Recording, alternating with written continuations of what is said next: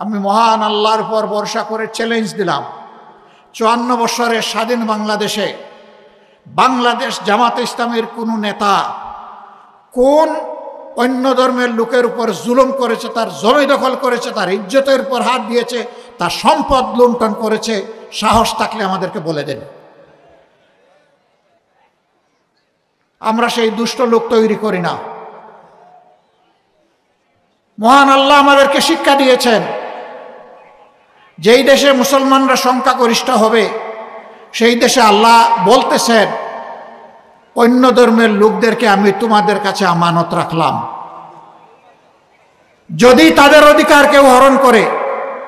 আল্লাহর নবী বলছেন, হাসরের দিন ওই মুসলিম নামের জালিমের বিরুদ্ধে আমার আল্লাহর দরবারে আমি হব বাদী, তার বিরুদ্ধে আমি করব মামলা দায়ের। আমরা আল্লাহ তাআলাকে ভয় করি,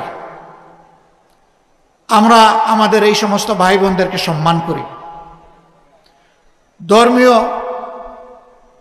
কোনো বিশ্বাস ধারণ করা প্রত্যেক নাগরিকের নিজস্ব ব্যাপার, এখানে কোনো জোর জবরদস্তি চলবে না।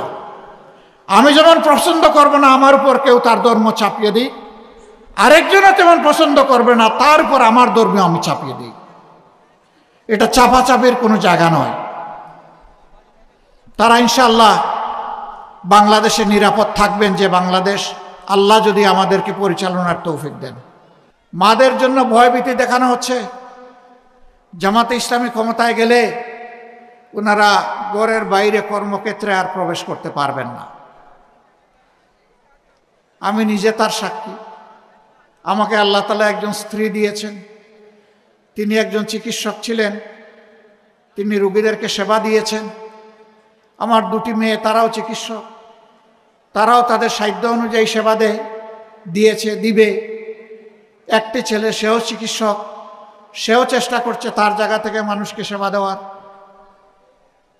আল্লাহ তাআলা আমাকে একটি মেডিকেল কলেজ এবং হাসপাতাল গড়ে তোলার সুযোগ দিয়েছিলেন। সেখানে যেমন নারীরা কাজ করে তেমন পুরুষেরা কাজ করে, যদিও সেই শিক্ষা প্রতিষ্ঠানটা কেবলমাত্র ছাত্রীদের জন্য ডেজিগনেটেড।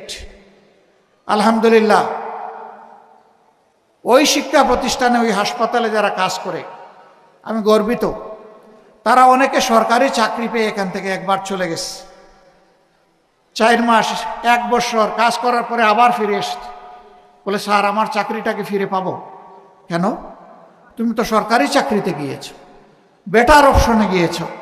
মানুষ সরকারি চাকরির জন্য পায়ের জুতা ক্ষয় করে ফেলে, তুমি সেই চাকরি পেয়ে আবার এখানে ফিরে আসবা কেন? কয় স্যার ওখানে চাকরি আছে, পদ আছে, চেয়ার আছে, ওখানে সম্মান নাই স্যার, আমি সম্মানের জন্য ফিরে আসতে চাই। আমরা আমাদের কর্মচারীদেরকে কর্মচারী হিসাবে দেখি না, আমরা এই প্রতিষ্ঠানের অংশীদার হিসাবে দেখি। তারাও মানুষ, কোনো সময় ভুল করত। আল্লাহর কসম, আমি কখনো একজন পুরুষ কর্মচারীকে আরেকজন মানুষের সামনে কখনো বিচার করি নাই, শাসন করি নাই। একা এনে দরদের সাথে মাথায় হাত দিয়ে কথা বলেছি, তুমি আমার ভাই, তুমি আমার সন্তান তুল্য, তোমাকে এভাবেই দেখতে চাই। এই কাজটা পছন্দ হয় নাই, আশা করি তুমি সংশোধন করে নেবে। স্বীকার করে, কাঁদে, ওয়াদা করে, দ্বিতীয়বার তাকে আমার আর শাসনের প্রয়োজন হয় নাই, আলহামদুলিল্লাহ। আর মহিলা হলে তার সাথে আরেকজন মহিলা রাখতাম এবং তাকে আগে ওয়াদা করাইতাম, এখানে যা বলা হবে তার কিছুই বাইরে প্রকাশ করা যাবে না। যদি তুমি প্রকাশ করো তোমার এই ঠিকানা থাকবে না, এই ঠিকানা থেকে তুমি আউট হয়ে যাবে। ওই মাটাকে, মেয়েটাকে, বোনটাকে একইভাবে দরদ দিয়ে কথা বলতাম। আলহামদুলিল্লাহ, দ্বিতীয়বার আমার শাসনের প্রয়োজন হয়নি। আমি গর্ববোধ করি যে এরা মনে করে এটা তাদের প্রতিষ্ঠান, এটা মনে করে না যে এখানে তারা চাকরি করে। একবার সাংবাদিকরা আমাকে ধরলেন, আপনারা যে বাংলাদেশ গড়বেন সেই বাংলাদেশে মায়েদের কর্মক্ষেত্র কেমন হবে? আমি বললাম, আমি মুখ দিয়ে না বলি, বাস্তবটা দেখে আসেন। ছোট্ট একটা জায়গা, 2500-এর মতো মানুষ এখানে কাজ করে। আপনি তাদের সাথে গিয়ে খোলা মনে কথা বলেন। আপনি আগে জানায়ও যাবেন না, আপনার মতো করে আপনি যাবেন। আপনি সাংবাদিক এটাও পরিচয় দেবেন না, না দিয়ে আপনি সাধারণ মানুষ হিসাবে খোঁজখবর নেন, এরপরে আপনার ইচ্ছা মতো আপনি রিপোর্ট লিখবেন। পত্রিকার প্রতিনিধি গিয়েছিলেন, তিনি এসে তার মতো করে এই রিপোর্ট লিখেছেন। সবাই বলেছে এটাই যদি জামাত ইসলামের মডেল হয় তাহলে এই বাংলাদেশটাই আমরা চাই। মা বোনেরা বলেছেন এই বাংলাদেশ আমরা চাই। সম্মানিত ভাই বোনেরা, আমরা কথা দিচ্ছি, আমরা মুখে নয় কর্মের মাধ্যমে ইনশাল্লাহ সকল অপপ্রচারের জবাব দেব। এই সমস্ত অপপ্রচার করে জনগণকে বিভ্রান্ত করার দিন শেষ। কেউ যেন আমরা না ভাবি যে আমি অন্যের চাইতে বেশি জ্ঞানী এবং চালাক। সবাইকে মনে করতে হবে আমার চেয়ে বাকি সব লোক জ্ঞানী এবং চালাক। চালাকি যিনি করবেন দোরা তিনি খেয়ে যাবেন, তিনি পালাতে পারবেন না, জনগণের জালে বন্দী হয়ে যাবেন। আমরা আপনাদের কাছে খোলামেলা আহ্বান জানাতে চাই, আমরা মুখে যা বলি তার যদি বিপরীত আপনারা কিছু আমাদের মাঝে পান, আমাদেরকে সংশোধন করার জন্য পরামর্শ দেবেন। যদি আপনার পরামর্শ দেখেন যে কাজে লাগে নাই, আমাদেরকে ত্যাগ করবেন এবং ঘৃণা করবেন। যদি দেখেন আমাদের মধ্যে ভালো কিছু আছে এবং ভুল করলে আপনাদের পরামর্শ আমরা গ্রহণ করি, আমরা অবশ্যই আপনাদের ভালোবাসা পাওয়ার দাবিদার। কারণ আমরা বিশ্বাস করি জনগণ আমাদের চাইতে এই দেশকে কম ভালোবাসে না। এর প্রমাণ বাংলাদেশের জনগণ ইতিমধ্যে দিয়ে ফেলেছে। 5 আগস্ট পরিবর্তন হওয়ার পর 6, 7, 8 বাংলাদেশে কোনো সরকার ছিল না। আমি ঠিক বললাম না বেঠিক বললাম? কিন্তু আলহামদুলিল্লাহ বাংলাদেশের জনগণ প্রত্যেকে জিম্মাদার হয়ে দায়িত্ব নিয়ে অপরের জান মাল এবং ইজ্জতের পাহারাদারি করেছে। ব্যাংক লুট হয় নাই, সোনার দোকান লুট হয় নাই, বিভিন্ন বিজ্ঞানাগার লুট হয় নাই, মানুষের বাড়িতে ডাকাতি হয় নাই, চুরি হয় নাই, মানুষের জীবন নিয়ে কাড়াকাড়ি করা হয় নাই। বাংলাদেশের মানুষ প্রমাণ করেছে আপামর জনগণ তাদের দেশকে এবং মানুষকে ভালোবাসে।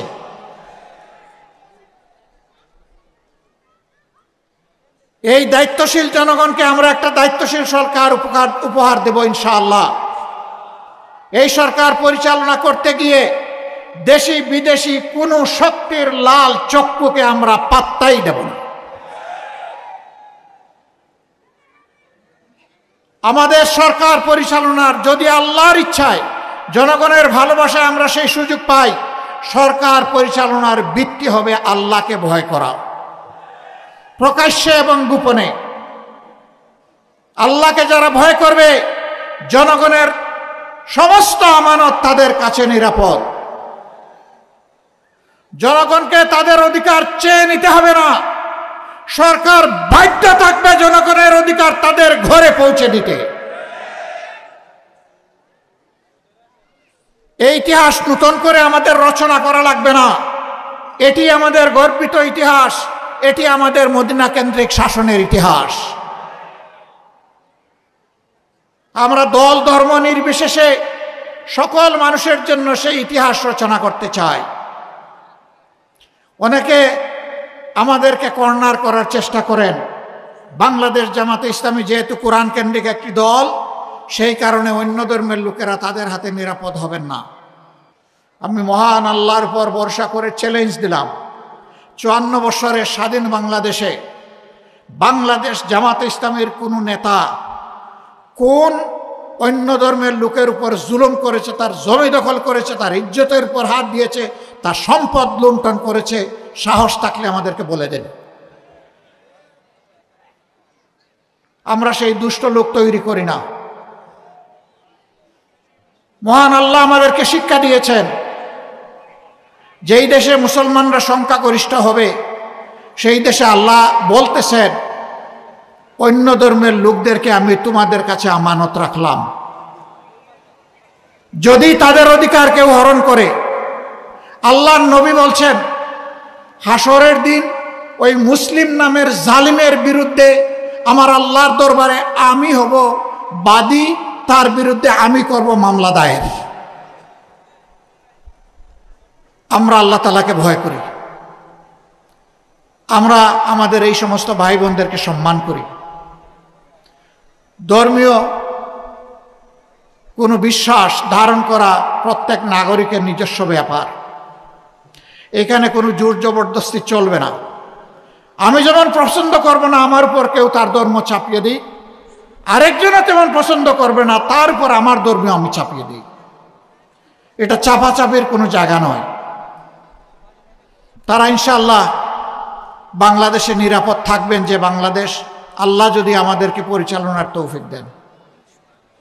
এবং আগামী নির্বাচনে জামাতে ইসলামীর হয়েও তাদের কেউ কেউ ইনশাআল্লাহ সংসদ সদস্য পদে লড়াই করবেন।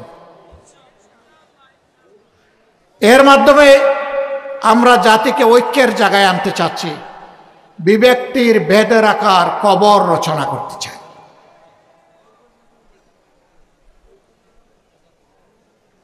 সম্মানিত এলাকাবাসী, কথা অনেক হয়ে গেছে। আজকে জুমাবার, আমরা সবাই জুমার নামাজে শরিক হব।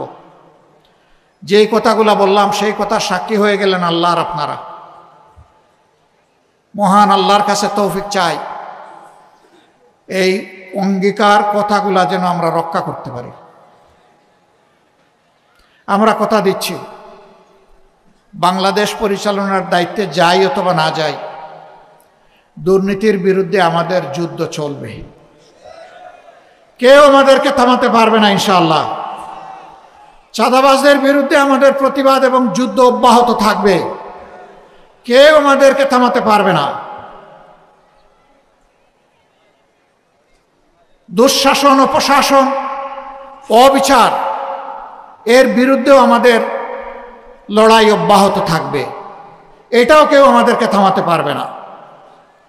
এই লড়াই সময়ে আমরা আপনাদের ভালোবাসা চাই, আপনাদের সহযোগিতা চাই, সমর্থন চাই, পাশে চাই, সাথে চাই। আল্লাহ প্রিয় দেশকে হেফাজত করুন। আগামীতে আল্লাহ তাআলা জনকল্যাণের একটা সরকার গঠন করার তৌফিক এই দেশবাসীকে দান করুন। সকল প্রকার দুঃশাসন, অপশাসনের কবল থেকে আল্লাহ তাআলা চিরতরে আমাদেরকে মুক্তি দিন। একটা মর্যাদাপূর্ণ জাতি হিসাবে বিশ্বের বুকে মাথা উঁচু করে বুক চিতিয়ে দাঁড়ানোর তৌফিক আল্লাহ আমাদেরকে দান করুন। আপনাদের সকলের প্রতি গভীর কৃতজ্ঞতা, আন্তরিক অভিনন্দন এবং মোবারকবাদ জানিয়ে আমার বক্তব্য এখানেই শেষ করছি। আল্লাহ হাফিজ।